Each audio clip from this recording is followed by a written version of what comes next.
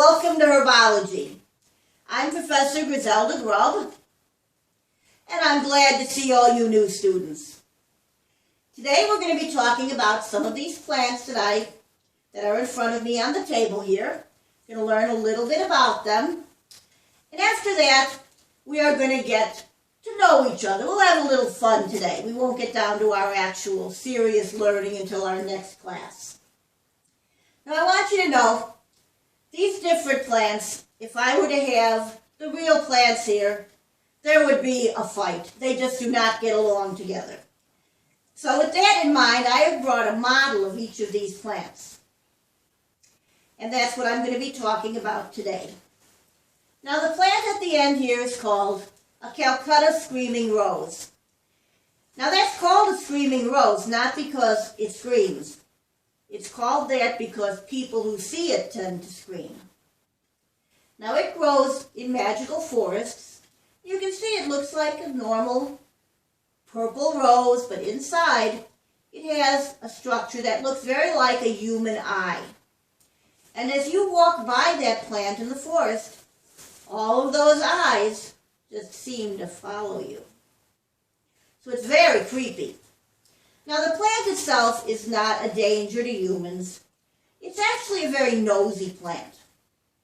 And it has the ability, because it has very short roots, that as you walk by, if it's interested in you, it'll pull those roots out of the ground and creep along behind you. And if you sense something and you turn around, it'll instantly freeze. So it's very creepy.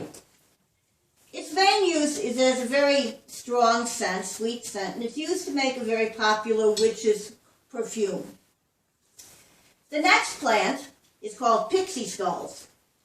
And that's because if you look close at these flowers, they almost looks like a little white skull in the middle of them. And they're used to treat extreme cases of manic depression, psychoses, because they produce a feeling of extreme sobriety in people. And actually that's very disconcerting for a lot of people. The next plant is called a Chinese chomping cabbage. Now this is an elongated type of cabbage, but it has the added feature of a very large set of teeth inside. Now that is capable of biting anything that comes within range of it, and after it's harvested, it can creep along the ground and go find something to eat by itself. Now luckily for humans, its favorite food is carrots. So that's usually what it's looking for. So as long as there's carrots available, there's no danger. This is the main ingredient in a very popular potion called Skelegro, and that grows back human bones. And it's also an ingredient in a lot of Chinese noodle dishes. This next one is called a bubo tuber. Now this is really a disgusting plant. You see these yellow bumps on it? These are called pustules. And what you have to do, you have to squeeze those bumps, and you get something out of them called bubo tuber pus. Now that's what's in this little vial here. This is undiluted bubo tuber pus. If you were to get this pus on your hands, anywhere on your skin, it would cause a very painful rash. But the secret is, you add just a touch of dittany, little bit of extract of bruised lip tulip, you can make a lovely bubo tuber salve that's just excellent for treating skin conditions such as acne. Now this next plant is a fanged geranium, and you can see why it has that name. Each of these blossoms has a full set of teeth, including fangs. And this is a very dangerous plant. It's very moody.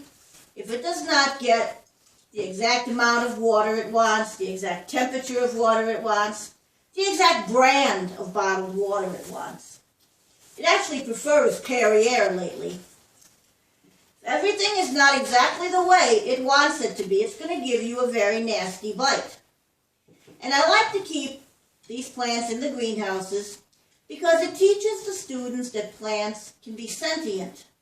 Now that means they have a sense of themselves. They know what they like, what they don't like. And I feel that's very important for students to learn early on. The plant itself is mainly used for potions, for scouring and cleaning. The next one here is a very popular plant called the mandrake. It's a very dangerous plant. Now, even though this is just a model, I've made a point to put a little gag around his mouth, and that's just to emphasize to everyone how very dangerous a mandrake can be. And it doesn't matter how much you think you know about them. Now, if you were to hear one this age, this is a young one, if you were to hear him scream, he could put you to sleep for maybe 4 or 5 hours. But if he were fully grown, he could kill you instantly. And like I say, it does not matter how much you think you know. Our very first female minister of magic many years ago was a lovely lady by the name of Venusia Crickerly. She was a very powerful witch. She specialized in herbology. She had a lovely garden at her home. One afternoon, she was found dead in that garden, and it was ruled that it was a freak mandrake accident. So all of her knowledge, all of her power did not save her. So I want all of you students to remember this. Never be around a mandrake unless it has a gag or you are wearing a very high quality set of earmuffs. Next plant here in this jar is called gillyweed. Now this is what Harry Potter uses to breathe underwater. If you eat a little of this gillyweed for 2 hours, you will develop gills in your neck to enable you to breathe underwater, and your hands and your feet will become elongated, almost like a flipper, so you can swim better. The plant is always also used as a flavoring in a very popular wizard drink called gilly water. I have a real problem with the next plant. That's called leaping toadstools. And I refuse to have those in my greenhouses. They're awful. They're running all over. They're on the floor. You're stepping on them. They're slimy. You're sliding. It's awful. People that don't mind all that trouble, though, say they make a very nice potion for treating arthritis and rheumatism. I don't think they're worth it. The next plant here is called Amimbulus mimbletonia, and it's a kind of spineless cactus. Now that was a plant that was given to Neville Longbottom as a gift, and he was very proud of it. It has a lot of magical qualities, one of which is a defensive mechanism that if it feels threatened or it gets poked, it's going to spit something called stink sap all over the person that's threatening it. And it is highly undesirable and highly stinky. The stink sap actually has some properties that are helpful, though. Also, the plant, when it's fully matured, emits a kind of soft crooning noise that's very soothing. And they like to keep that plant in places like St. Mungo's Hospital for magical maladies. They like to keep that in the wards there because it calms the patients down. It de-stresses them. And the last plant today is a dirigible plum. Now that's a plant that just grows wild all around Luna Lovegood and her dad's house. And what it does is it helps you believe in extraordinary things. The more plants there are, the more you're in contact with them, the stranger and stranger the things you're going to believe. And when you think about it, that kind of explains Luna and her dad a little bit. That's a very popular fruit. It's very tasty. But you have to remember, as soon as you pick it, if you're not going to eat it immediately, you have to seal it into a tightly closed container. Because it has the ability for 2 hours, it can just float away and you'll never see it again. Now the seeds inside the actual plum are used to make hallucinatory potions. It has a very thick stem. That wood is used to make wands that have the ability to just rise out of the hands of anyone except the rightful owner. So you can see all of these plants have their own interesting qualities, and we're going to be learning a lot more about them in the coming year. And this has always been the way I've introduced my new classes to herbology. But I want you to realize this is not the way all professors choose to do it. Now, when I was first at school, I had a professor, and she chose to start her classes very differently. Whole different approach. And I'll let you choose what you think is better. She started her classes with this story. When I was just a lass in school, I'd search the library. One day I found some spells that were far too advanced for me. I learned some spells to never use unless you're in a fix. And even then you'd be better not to try these horrid tricks. The evilest spells you've ever heard, and this is how they go. Crucio, Imperio, and Avada Kedavra. But if you're not a Death Eater, they may not work for you, 'cause you've got to really mean them, and that's very hard to do. Crucio, Imperio, and Avada Kedavra. These three spells wreak havoc in the very worst of ways. They can land you in Azkaban the remainder of your days. Crucio, Imperio, and Avada Kedavra. Hum-diddle-little-little hum-diddle-lie, hum-diddle-little-little hum-diddle-lie, hum-diddle-little-little hum-diddle-lie, hum-diddle-little-little hum-diddle-lie. I've taught in schools around the world, and everywhere I go, I'd hold my tongue and folks would say, she's awfully nice to know. When headmasters and teachers passed the time of day with me, they'd always think me harmful, just as sweet can be. Crucio, Imperio, and Avada Kedavra. But if I'm ever in a pickle, I'll know there's no need for dismay. I'll just summon up these spells and then I'll know just what to say. But I will use them carefully, 'cause they can change your life. For example, one night I said them in my sleep. I'm now a widowed wife. Crucio, Imperio, and Avada Kedavra. Even if you yell them loud enough, you may not fail your foe, unless he stole your blanket for the 5th night in a row. Crucio, Imperio, and Avada Kedavra. Crucio, Imperio, and Avada Kedavra. Crucio, Imperio, and Avada Kedavra. Crucio, Imperio, and Avada Kedavra. Now, I don't know how true that story was, but I'll tell you one thing. That professor never had problems with the deportment of her students. They all paid attention to her. There were no pranks going on. Now, I always try, at least to the best of my ability, to be a good herbology teacher.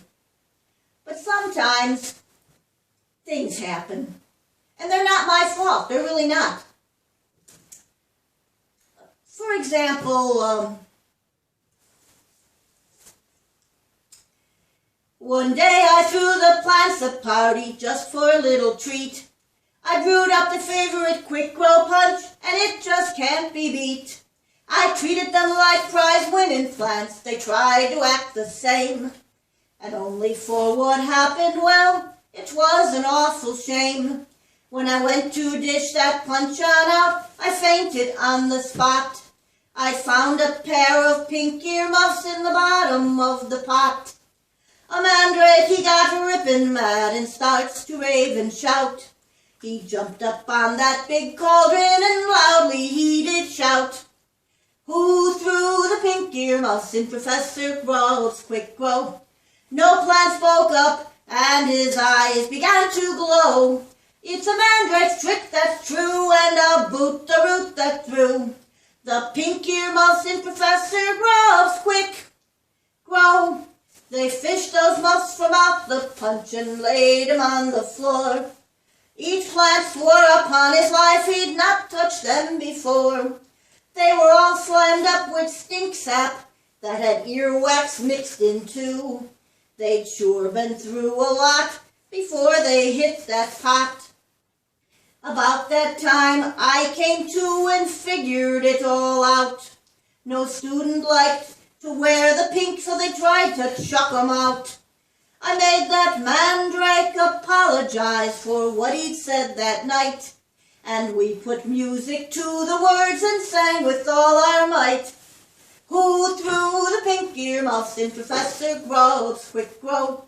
No plant spoke up, and his eyes began to glow.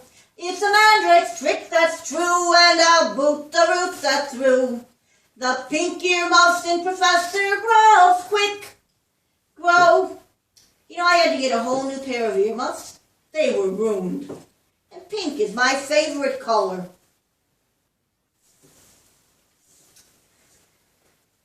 Have any of you ever worked in retail? If you have, you may have heard the expression, the customer is always right. Well, you know, here at Wizarding School, sometimes I get the impression the saying should be, the student is always right. I'll tell you a little story about that. About 4 or 5 years ago, it was right before the Yule Ball. All the students were very excited, especially the 4th years. This was the first year they were going to be able to attend the ball.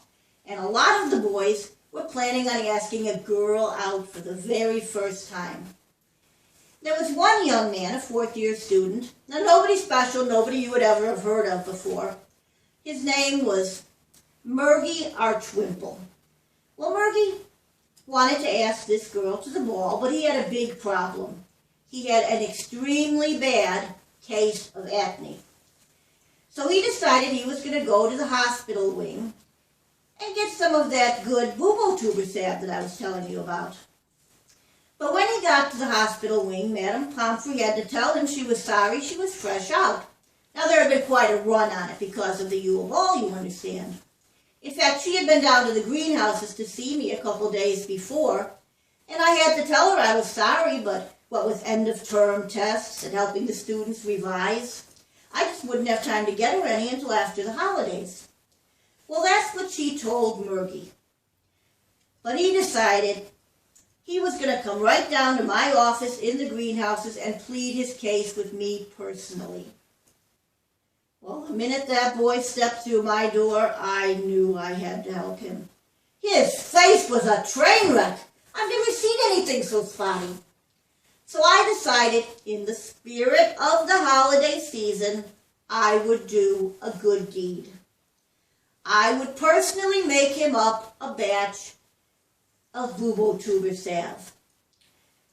So I told him if he came back in about 3 hours, I would have it ready for him. So when he headed back up to the castle, I decided if I was going to do this, I was going to do it right. So I went out into the greenhouses and I found the juiciest, the plumpest bubo tuber I could. And I carefully squeezed that pus into a little dish, added a little bit of dittany, just a touch of extract of bruised lip tulip. I made the most lovely bubo tuber salve. Then I put it in a little glass vial. I even polished up the vial so it was all pretty looking. Well, when Murgy came back, you should have seen him. He was so happy. Oh, Professor, thank you. Oh, Professor, thank you. Thank you. You don't know what this means to me. Oh, Professor, I just love you. Oh, you don't know what this means to me. Now, Murgy, calm down. I have got to explain to you exactly how to use this salve. This is very important. I want you to pay attention. Now, you take the vial in this hand. Very carefully take your other hand. You uncork it. Take one finger, put it over the top of the vial, upside down, right side up. Now you have a little dot right on your finger. This is all you are going to use. You take your finger and you just tap around on your face, on the bumps, in between them, all around. That is all you need. You don't need any more. Take your lid, you put it back in your vial. You can put that vial in your drawer and forget about it for about 4 weeks. And then I looked at him and I said, well, In your case, maybe 2 weeks, but you won't need it for a while. And I looked over at Murgy, and his eyes were closed. And he was still muttering to himself, "Thank you, Professor, thank you, Professor, oh, thank you, Professor, thank you, thank you, thank you, thank you." And I said, "Murgy, you haven't been paying attention. This is very important. Now I want you to pay attention to what I am telling you.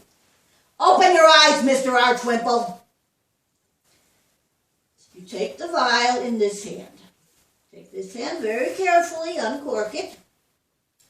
Take one finger, and I went through the entire spiel again. And I looked over at Murgy, and his eyes were open now, but they were kind of glassy. And he was swaying from side to side. So I knew he hadn't understood a word of what I said. And I decided what I would do is I would have to have him repeat back to me the instructions. That is the only way I was going to be sure that he knew exactly how to use the salve. And it's a good thing I did, because you know it took him 4 tries before he could say it back perfectly to me that I knew he understood exactly how to use this salve. Well, he headed back up to the castle, and he was walking and thinking and walking and thinking, and that can be dangerous for some of our students. And what he was thinking was, well, I can only assume this is what he was thinking because of what happened later. What he was thinking was, if 1 fingerful of bubotuber salve is good, 2 fingerfuls would be even better. That's what he would use. He would use 2 fingerfuls. He would have the best looking skin at the Yule Ball. And he kept walking and thinking and walking and thinking, and unfortunately it's a very long walk from the greenhouses back up to the castle. Well, that night, Murgy waited till all the boys in his dormitory were asleep, and he sat down on the edge of his bed, and he took his little vial, and he carefully uncorked it. And he poured the entire vial contents into his hands, rubbed it all over his face, threw the empty vial in the garbage bin, and he went to sleep. Well, the next morning, because he was very excited, he woke up early before anyone else. First thing he did, he wanted to see if it had worked. So he put his hand up to his cheek. It had worked. His face was as smooth as a baby's bottom. Unfortunately, it now smelled like a baby's bottom, and not a very clean baby's bottom, if you know what I mean. Well, that's the thing with bubotuber salve. If you use too much, 2 fingerfuls, 3 fingerfuls, it has a chemical reaction with the normal oil that's in your skin. And of course, when you have a skin condition, such as acne, it's usually caused by excess oil in your skin. Well, with the amount of salve Murgy had put on and the amount of oil in his very bad case of acne, it was quite a disaster. And there is nothing you can do about that smell. You can't magic it away. You can't cover it up with a cologne or an aftershave. It has got to wear off very gradually. Do you know it was the middle of his 6th year before anyone would sit next to that boy in class? He was the only student in the history of the school ever to be given a private bedroom. And of course, he didn't ask the girl to the ball. He didn't even attend the ball himself. Not that he could have. The students got up a petition. Matter of fact, a few of us teachers signed that petition too. We were chaperones, you know. And who do you think got blamed for this incident? Was it Murgy, who disregarded all of my careful instructions?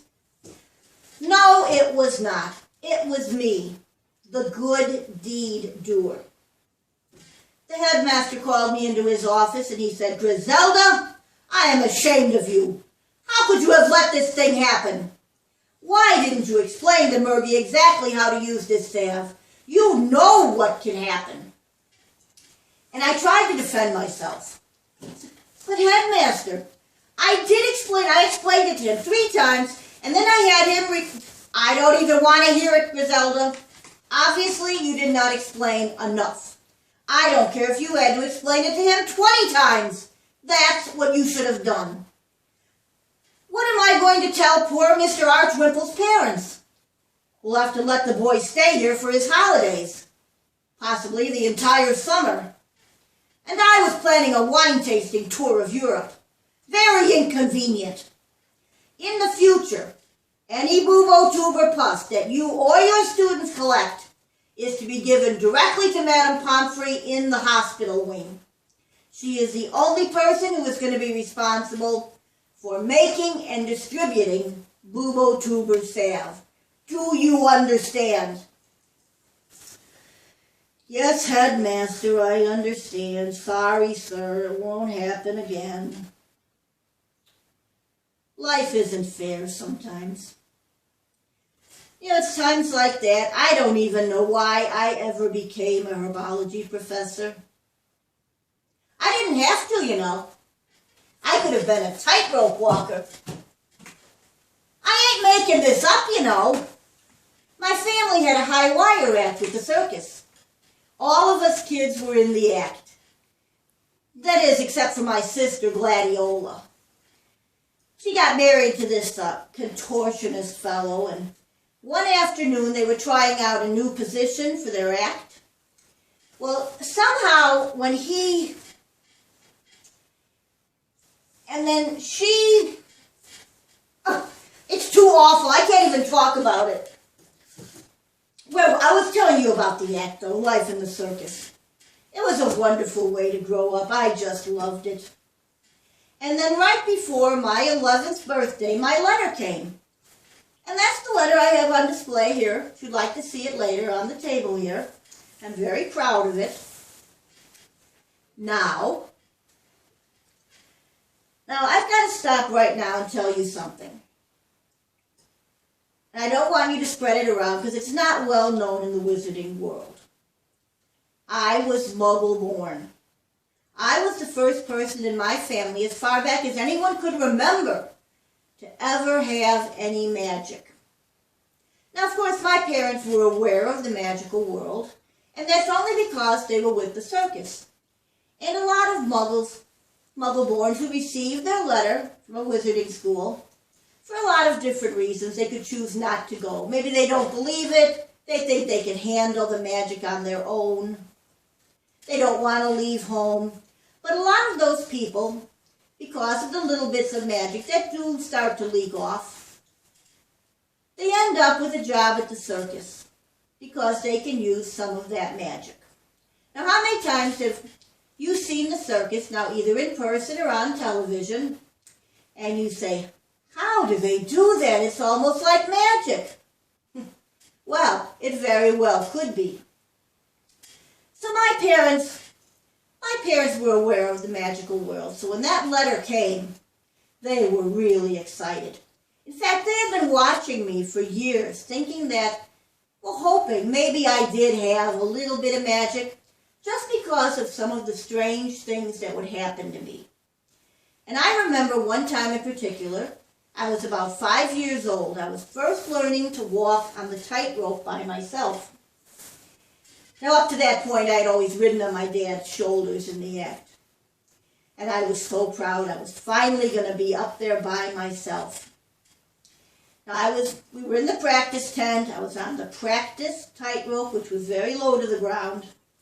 Had a safety net underneath it. There were pillows in the safety net. My parents were safety freaks. But I was still very proud of myself.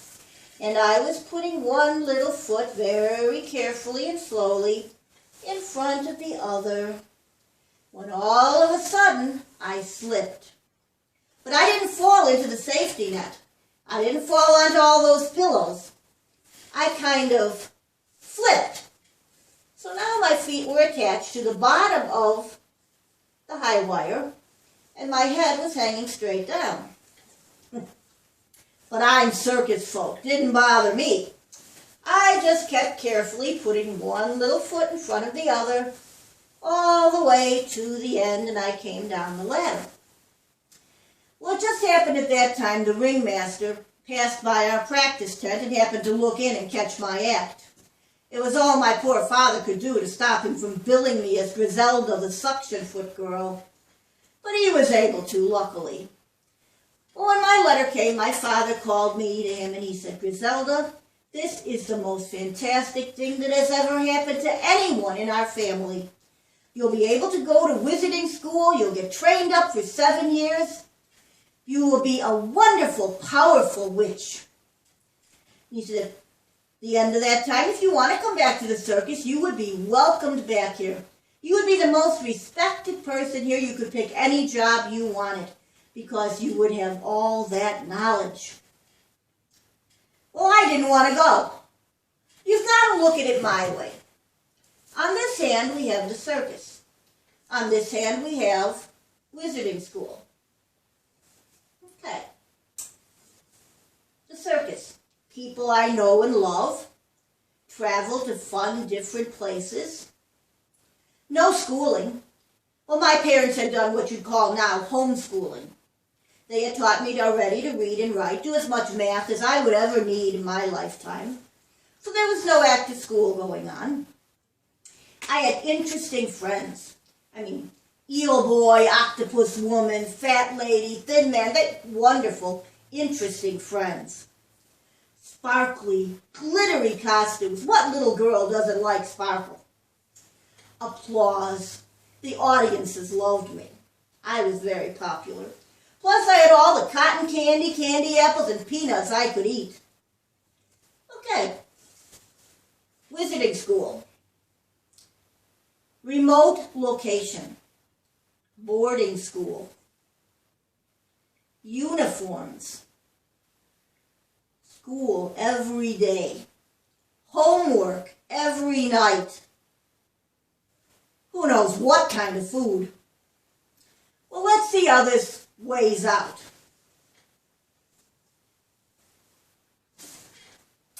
Well, at least that's what I thought anyway. So I dug in my glittery little heels and I refused to go. And my parents decided it wasn't worth it to force me. Well, a few days later, we happened to be in London. We had a high wire stretched between two buildings over the river. And this was kind of a publicity stunt for the circus. My parents were out right in the middle of that wire when all of a sudden, the cable snapped. Splash! 2 tons in the Thames. Right then and there, I was overcome with guilt. My wonderful parents were drowning in front of my eyes, and they were drowning knowing that their daughter had refused to do the one thing they had ever really asked of her. Go to wizarding school. I felt so guilty, I made a promise to myself right then and there that if somehow they survived, I would go to wizarding school. I'd become the best witch I could, and I'd do it for them because I loved them and I wanted them to know it. How was I to know they were wearing floaties under their costumes? Well, they were, so they survived. And I kept my promise to myself, and I did go to wizarding school. And I have to admit, my dad was right. I loved it. I loved learning magic. I discovered I had this affinity for plants, and I never looked back. Well, all right, so I looked back, but it was the circus. Gets in your blood, First couple years at school, I was just miserable. I was homesick. The only reason I didn't return to the circus after the 7 years of school was because I knew deep down that I would miss all of my magical plants just as much as I missed the circus. But even now, to this day, I'm still homesick and I'm always looking for something that'll remind me of the circus. Make me feel a little bit better, feel more at home. If you've ever gone into a large greenhouse, you may have noticed they have heat lights for the plants, big heat lights. But did you ever think about how those heat lights look like spotlights? Well, if you didn't, you'll have to take my word for it, because they do. And some nights when everybody's asleep, I'm alone, I'll go down to the greenhouses and I'll stand under one of those lights and I'll just look up and I'll remember. I see a heat light, and though it's not right, I simply can't resist its call. For some witches it's shopping in Diagon Alley. Give me a heat light and I have a ball. I lose my head then. I know I'm dead when I start to hear these plants all cheer. Please forgive me, but don't you know this is much more fun than watching mandrakes grow. Oh, oh, turn on the heat light, 'cause when I got light, I'm a cauldron full of fun.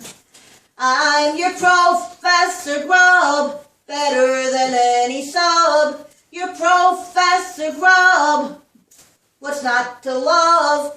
Your Professor Grubb, Herbology Queen, oh yeah! Oh, got a little carried away there. Apologies to Her Majesty, of course. But it does have a nice ring, doesn't it? Headmaster'd never go for it. Shame, though.